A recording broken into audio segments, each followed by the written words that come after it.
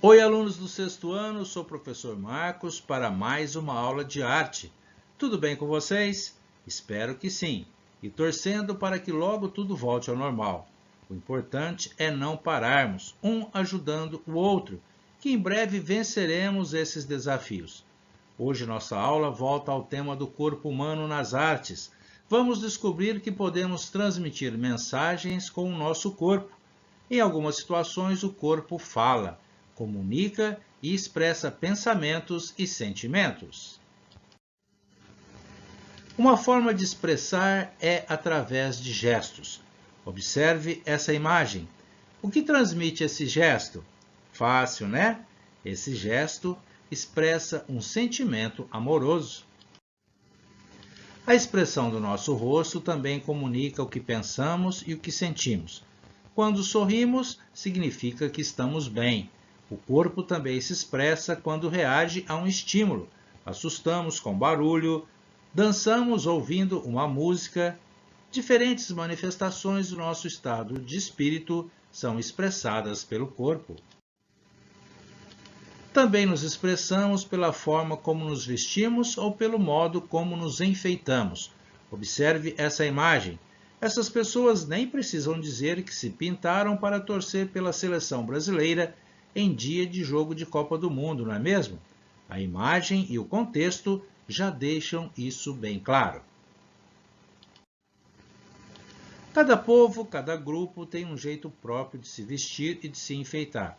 Os trajes, pinturas corporais, marcas no corpo, acessórios podem indicar o papel de cada pessoa na sociedade. Veja esse exemplo.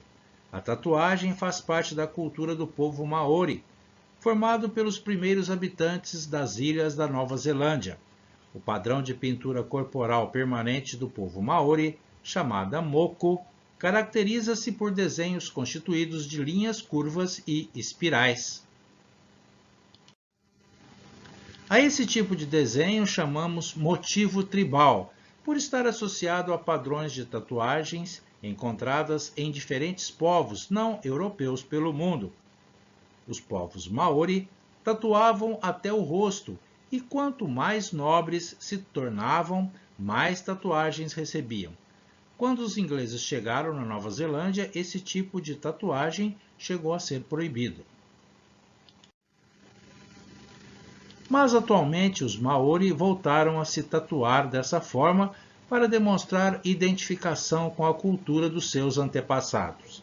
Os Maori acreditam que tudo na natureza possui alma e intenção. Será que esses desenhos são a forma como os Maori veem a natureza? Muita gente acredita que as tatuagens tribais são todas iguais, mas não é assim.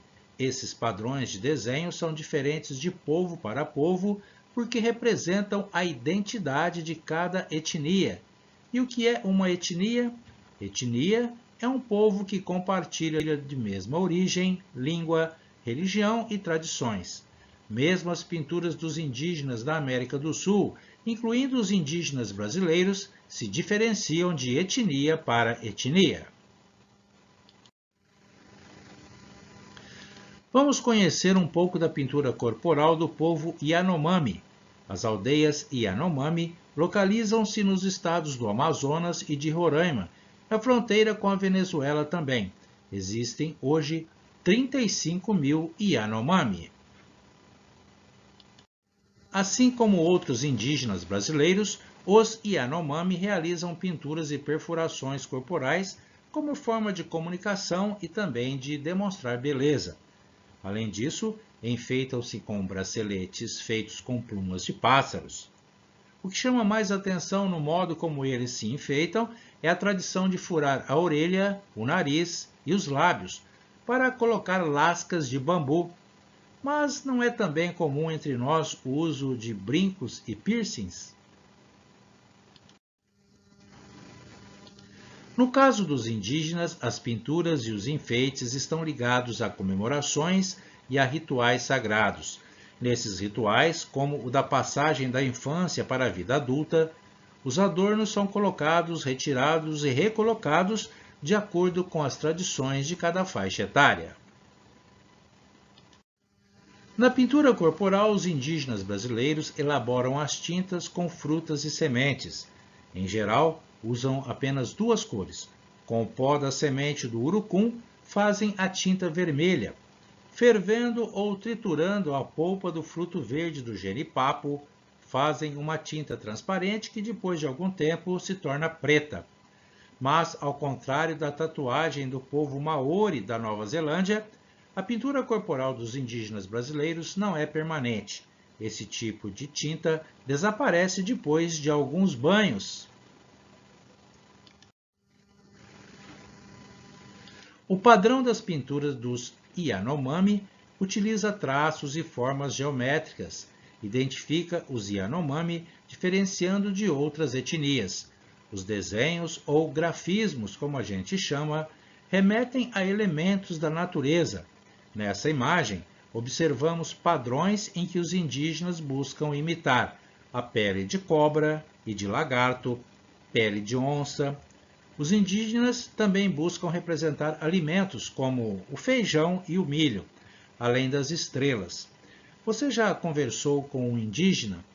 Saiba que eles costumam visitar Barretos durante a festa do Peão para mostrar um pouquinho da cultura de cada aldeia. Eles costumam ficar lá no rancho do Peãozinho. Falamos aqui de tatuagens, não é mesmo? Mas é preciso alertar que em nosso país a aplicação de tatuagens permanentes e a colocação de piercings são atividades proibidas para menores de 18 anos. O corpo serve a muitas formas de arte. Muitos artistas usam o corpo com a intenção de defender os direitos humanos, a liberdade e lutar contra os preconceitos. E preconceito, nós já aprendemos, que é toda opinião ou sentimento baseado na falta de informação, baseado na ignorância. Lembra-se disso? Pois bem, nos anos 1970, época em que o país era governado por militares, um grupo musical desafiou o conservadorismo de forma bem irreverente. Esse grupo se chamava Secos e Molhados e tinha como vocalista o cantor Ney Matogrosso. Os outros dois componentes eram os também vocalistas e violonistas João Ricardo e Gerson Conrad. Os Secos e Molhados foi o primeiro grupo masculino com visual extravagante e pintura corporal que misturava enfeites femininos e masculinos.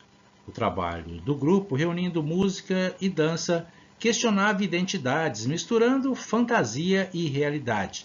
Desafiaram a censura do governo que controlava com rigor as artes e os espetáculos e fizeram muito sucesso entre as crianças. As músicas com temas cheios de sacis, fadas, lobisomens e duendes caíram no gosto da garotada. Eles misturavam gêneros como rock e músicas tradicionais portuguesas. Vamos apreciar um pouquinho da performance do grupo? O título dessa música que você vai ouvir e ver a performance chama-se Vira, de autoria de João Ricardo e Lully. O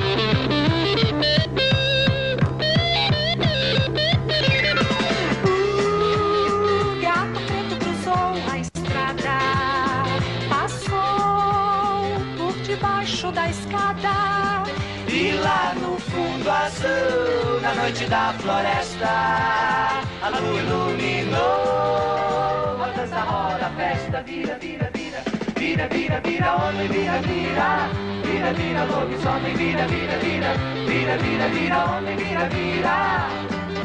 Bailam corujas e pirilampus entre os sacis e as fadas, e lá no fundo azul, na noite da floresta, a lua iluminou a dança, roda, a festa, vira, vira, vira, vira, vira, vira, homem, vira, vira, vira, vira, lobisomem, vira, vira, vira, vira, vira, vira, homem, vira, vira.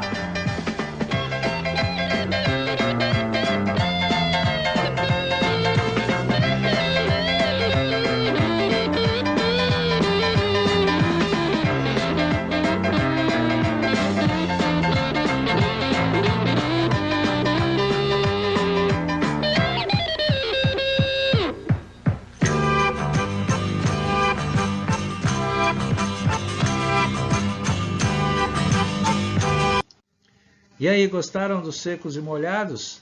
Você acha que um grupo irreverente como esse faria sucesso nos dias de hoje? Você conhece algum grupo parecido? Secos e Molhados fez muito sucesso nos anos 70. Bom, mas vamos à atividade de hoje. Na aula passada, nós aprendemos a desenhar uma cabeça vista de frente. Hoje vamos desenhar uma cabeça vista de lado. Comece desenhando uma circunferência. Divida essa circunferência em 4 partes, como na imagem que você está vendo ao lado da cabeça vista de frente. E logo abaixo, desenhe um retângulo contendo 2 quadrados, como você vê nesse esquema. Separamos para você a imagem que você vai desenhar. Repetindo, comece desenhando uma circunferência, depois divida essa circunferência em 4 partes e logo abaixo faça esse retângulo, dividindo o retângulo em 2 quadrados. Faça outra circunferência menor do tamanho do quadradinho da esquerda. Em seguida, junte as 2 circunferências como se desenhasse a corrente de uma bicicleta. A seguir, como na imagem, você já pode esboçar o nariz, a boca, seguindo as orientações do esquema. Perceba que também estão tracejadas as linhas do cabelo, da sobrancelha e do olho. Não se preocupe se você não se lembrar. Na atividade que vamos postar, você vai acompanhar tudo bem explicadinho. Agora preste atenção na figura para desenhar cada detalhe no seu lugar. Acrescente 1/4 do tamanho da cabeça atrás. Depois basta colocar os detalhes para construir uma cabeça como essa, vista de perfil. Faça o pescoço, o cabelo, conforme o modelo e pronto. Na atividade dessa semana, vamos construir uma cabeça vista de lado, também chamada cabeça de perfil. Nós vamos decorar essa cabeça, depois de pronta, com uma pintura tribal que nós aprendemos nessa aula, inspirada nos padrões de desenho ou grafismos dos índios Yanomami. Na atividade, vamos postar também alguns grafismos para você fazer a sua escolha. Obrigado pela atenção, bom trabalho e até a próxima aula.